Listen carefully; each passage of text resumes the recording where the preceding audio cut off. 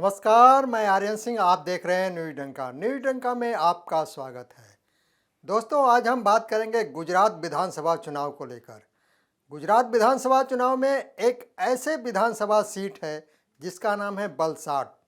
Valsad seat ही एक ऐसी seat है जिससे सत्ता की चाबी तक पहुंचा जा सकता है।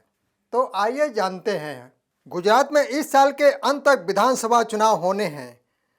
निर्वाचन आयोग जल्द ही तारीखों का ऐलान कर सकता है। गुजरात के दक्षिण पूर्वी हिस्से में समुद्र किनारे स्थित वलसाड जिले में ही देश के पहले गैर कांग्रेसी प्रधानमंत्री और भारत रत्न से सम्मानित मोरारजी देसाई का जन्म हुआ था। गुजरात में विधानसभा की एक सीट का ऐसा सहयोग रहा है कि उसे जीतने वाली पार्टी ही प्रदेश में सरकार बनाती है। वर्ष 1960 में राज्य के गठन के बाद अब तक हुए सभी 13 विधानसभा चुनावों में महज एक ही अपवाद है, जब वलसाड विधानसभा सीट पर जीत दर्ज करने वाली पार्टी की राज्य में सरकार नहीं बनी। शेष सभी अवसरों पर यहां से जीत दर्ज करने वाली पार्टी ने ही गुजरात की सत्ता पर राज किया है। वलसाड सीट 2008 के परिसीमन के बाद अस्तित्व में आई।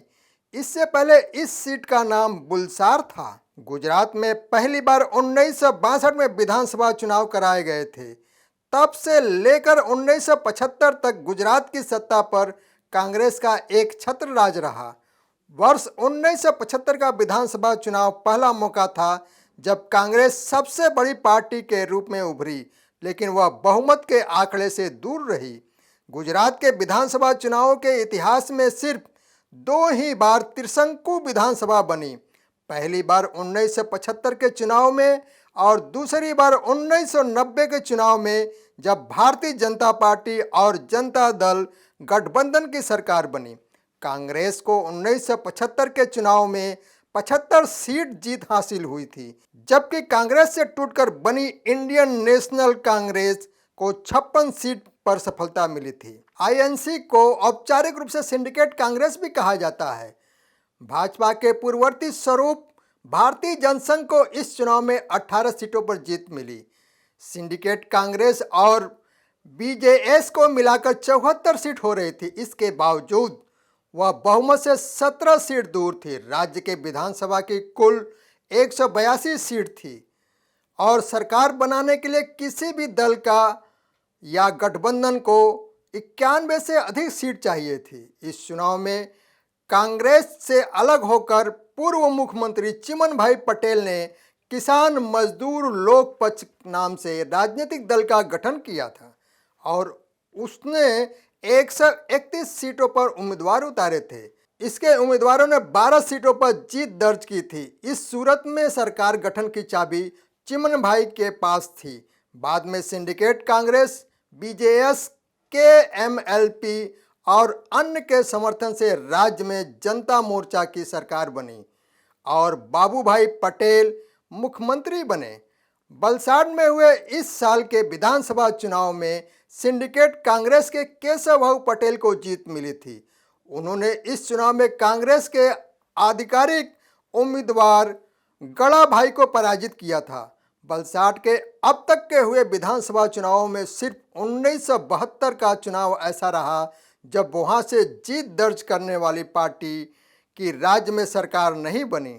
हालांकि एक तथ्य यह भी है कि इस चुनाव में 140 सीट जीतने वाली कांग्रेस ने सरकार तो बनाई, लेकिन अंदरूनी मतभेद के चलते वह अपना कार्यकाल पूरा नहीं कर सकी और राज्य में कुछ समय तक राष्ट्रपति शासन लागू करना पड़ा। इस चुनाव में वलसाड में सिंडिकेट कांग्रेस के उम्मीदवार के रूप में चुनाव लड़ने वाले केशव भाई पटेल की जीत हुई। उन्होंने कांग्रेस के उम्मीदवार गोविंद देसाई को 6,908 मतों से पराजित किया। साल 1975 के बाद हुए सभी चुनावों में यहां से जीत दर्ज करने वाली पार्टी की ही राज्य में सरकार बनी। 1985 के विधानसभा चुनाव में यहां से कांग्रेस के उम्मीदवार ने जीत दर्ज की और राज्य में कांग्रेस की सरकार बनी।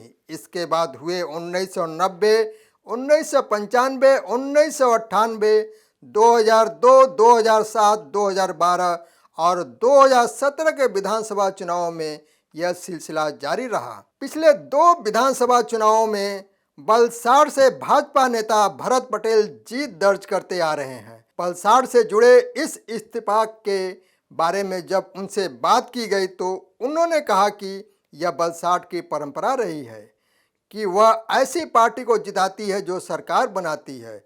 उन्होंने दावा किया कि इस विधानसभा सीट के तमाम समीकरण उनके पक्ष में हैं और वह आगामी विधानसभा चुनाव में इसे फिर से जीत कर पार्टी की झोली में डालेंगे और सरकार बनाने की इस परंपरा को आगे बढ़ाएंगे। तो दोस्तों, यह वीडियो कैसा लगा? लाइक, शेयर, कमेंट और हमारे YouTube चैनल को सब्सक्राइब करें। धन्यवाद।